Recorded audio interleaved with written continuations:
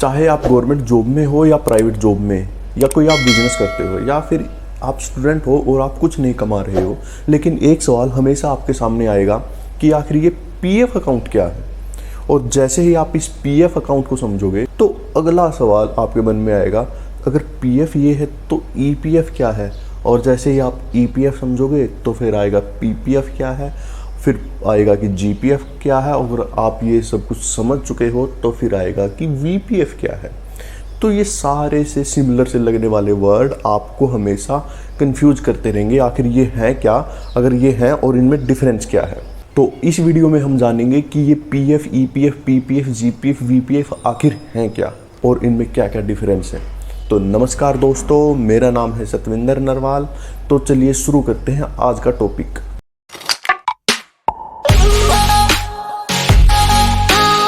सबसे पहले हम शुरुआत करते हैं पीएफ अकाउंट से। पीएफ अकाउंट जिसकी जो फुल फॉर्म होती है वो है प्रोविडेंट फंड, और जिसको हिंदी में हम बोलते हैं भविष्य निधि। जब हम छोटे थे तो हम सबके पास, लगभग सबके पास एक गुल्लक होती थी और उसमें हम कुछ पैसे डालते थे ताकि जब हमें ज़रूरत पड़े तो हम उसमें से पैसे निकाल सकें। तो पीएफ अकाउंट भी बिल्कुल सेम एज इट इज़ हमारी गुल्लक की तरह है। जिस तरह गुल्लक में पैसे डालना बिल्कुल आसान है और उससे पैसे निकालना बहुत मुश्किल है, उसी तरह पीएफ अकाउंट में भी पैसे डालना बहुत आसान है लेकिन उससे निकालना बहुत ज़्यादा मुश्किल है। आखिर इसकी ज़रूरत क्यों पड़ी? देखिए, हम सबको पता है जब भी हम कमाते हैं, अगर हम सारा पैसा हमारी सेविंग अकाउंट में रखते हैं, हमारे या चालू खाते में रखते हैं, तो हमारी जो लास्ट में जो सेविंग बचती है वो लगभग सारी खर्च हो चुकी होती है। हमारे पास कोई इमरजेंसी के लिए फंड नहीं बचता।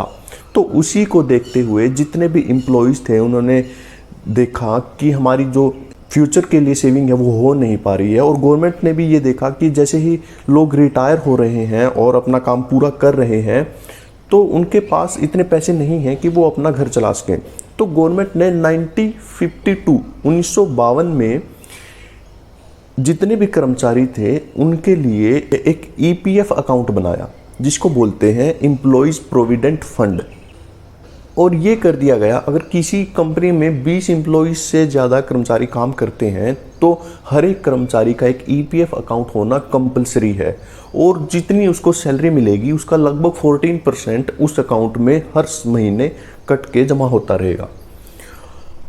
और ये कंपलसरी अकाउंट था, ये नहीं था कि मेरी मर्जी है तो मैं खुलवाऊँ ना खुलवाऊँ, ये सबका होना होता था कंपनी को। और जो ये ईपीएफ अकाउंट है, इसका जितना भी लेखा जोखा है, वो जो ऑर्गेनाइजेशन इसको हैंडल करती है उसको हम बोलते हैं ईपीएफओ, यानी एम्प्लॉयज़ प्रोविडेंट फंड ऑर्गेनाइजेशन।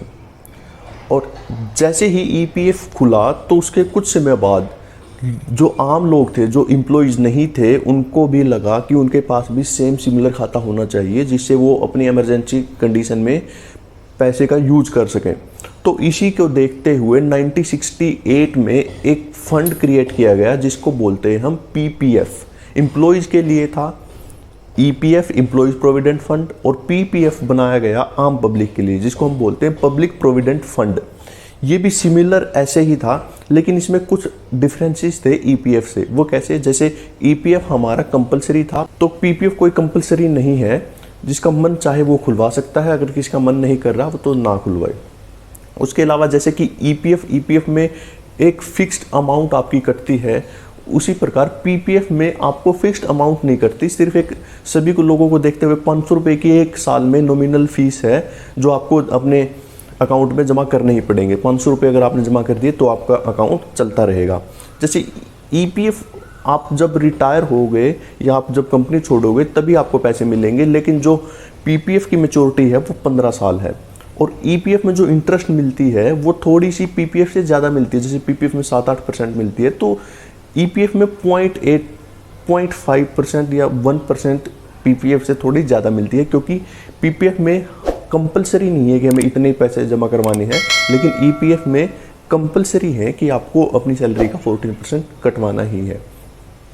और जैसे ईपीएफ को ईपीएफओ ऑर्गेनाइज करता है, वैसे पीपीएफ को का खाता हम पोस्ट ऑफिस या बैंक में खुलवा सकते हैं, वो उसको देखते हैं।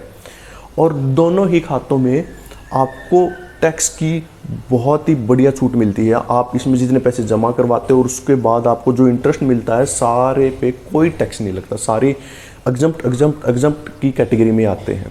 इस ईपीएफ और पीपीएफ अकाउंट की सबसे बड़ी जो बेनिफिट है, जो सबसे बड़ा जो बेनिफिट है वो ये है कि इन दोनों अकाउंट पे डेट लायबिलिटी नहीं है। आसान भाषा में समझते हैं, मान लीजिए आपने किसी बैंक से कुछ लोन उधार ले रखा है और आप वो चुका नहीं पा रहे हैं, तो बैंक वाला सोचता है कि आपके पीपीएफ में 5 लाख रुपए पड़े हैं, मैं उससे रिकवर कर लूँ। नहीं, आपके जो पीपीएफ या ईपीएफ जो भी अकाउंट है उसको कोई नहीं छेड़ सकता। यहाँ तक कि कोर्ट भी आपका वो अकाउंट किसी भी केस में उसको अटैच नहीं कर सकती। यानी बहुत बार ऐसा होता है, अगर पैसे किसी से लेने हैं तो किसी के पास अगर प्रॉपर्टी पड़ी है तो कोर्ट कहती है उसको बेच के भाई उसकी भरपाई कर लो, लेकिन कोर्ट भी पीएफ अकाउंट, पीपीएफ या ईपीएफ अकाउंट को अटैच नहीं कर सकती। ये सबसे सेफेस्ट इन्वेस्टमेंट है हमारी। अब बात आती है, जैसे ही ईपीएफ और पीपीएफ हमने समझ लिया, तो जैसे गवर्नमेंट जॉब के एम्प्लॉय को बहुत बेहतर सुविधा मिलने लगी, उनको हाउस रेंट मिलने लगा, ट्रैवलिंग अलाउंस मिलने लगा, तो उनके पास पैसा ज़्यादा बचने लगा। तो जितने भी गवर्नमेंट एम्प्लॉयज़ थे उन्होंने आवाज़ उठाई कि हम 40% ही क्यों कटवाएं, हमारे पास ज़्यादा पैसा बचता है, हम तो ज़्यादा कटवाएंगे। तो लोगों की और उन गवर्नमेंट एम्प्लॉयज़ की डिमांड को देखते हुए गवर्नमेंट ने एक अलग अकाउंट खोला गवर्नमेंट एम्प्लॉयज़ के लिए, जिसको हम बोलते हैं जीपीएफ, जनरल प्रोविडेंट फंड। ये सिर्फ गवर्नमेंट एम्प्लॉयज़ के लिए था और इसमें क्या था कि जितने भी गवर्नमेंट एम्प्लॉयज़ हैं वो अपनी मन मर्जी से जितना चाहें उतना पैसा इसमें कटवा सकते हैं और इसमें विड्रॉल लेने में भी बहुत सहूलियत थी। ऐसा नहीं था कि आपको बहुत ज़्यादा एफर्ट करने पड़ेंगे, आसानी से इसमें विड्रॉल भी हो जाती थी। तो ईपीएफ था एम्प्लॉयज़ के लिए जो एक फिक्स अमाउंट जिसमें कटती थी, और पीपीएफ जनरल पब्लिक के लिए, और जो जीपीएफ है वो था गवर्नमेंट एम्प्लॉयज़ के लिए। अब जब गवर्नमेंट एम्प्लॉयज़ को ये फैसिलिटी मिली तो जो प्राइवेट एम्प्लॉयज़ थे उन्होंने भी अपनी डिमांड उठाई कि हम भी ज़्यादा पैसा कटवाना चाहते हैं, हम भी ज़्यादा सेविंग करना चाहते हैं। तो उनकी इस डिमांड को देखते हुए सरकार ने एक और अकाउंट क्रिएट किया जिसको बोलते हैं वीपीएफ, वॉलंटरली प्रोविडेंट फंड।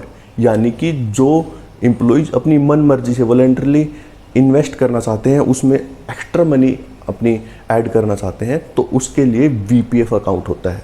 तो ये सारा स्ट्रक्चर था पीएफ, ईपीएफ, पीपीएफ, जीपीएफ और वीपीएफ का। और एक कन्फ्यूज़न हो जाती है कि इसमें से पीएफ अकाउंट कौन सा है। देखिए, पीएफ अकाउंट एक जर्नल नाम है। आप ईपीएफ को भी पीएफ बोल सकते हैं, जीपीएफ को भी पीएफ बोल सकते हैं, पीपीएफ को भी पीएफ बोल सकते हैं और वीपीएफ को भी पीएफ बोल सकते हैं। अगर मेरा खाता पीपीएफ का है तो मैं उसको जर्नली एक शॉर्ट फॉर्म में पीएफ बोल देता हूँ, मेरा खाता ईपीएफ का है तो मैं उसको पीएफ बोल देता हूँ। तो पीएफ एक जर्नल नाम है सबका और सब में ये थोड़ा थोड़ा सा डिफरेंस है। अगर आपको ये वीडियो थोड़ी भी इंफॉर्मेटिव लगी हो तो चैनल को लाइक, शेयर एंड सब्सक्राइब कर दीजिए और अपने दोस्तों के साथ शेयर ज़रूर कर दीजिए ताकि उनकी भी कन्फ्यूजन दूर हो सके। वीडियो देखने के लिए आपका बहुत बहुत धन्यवाद।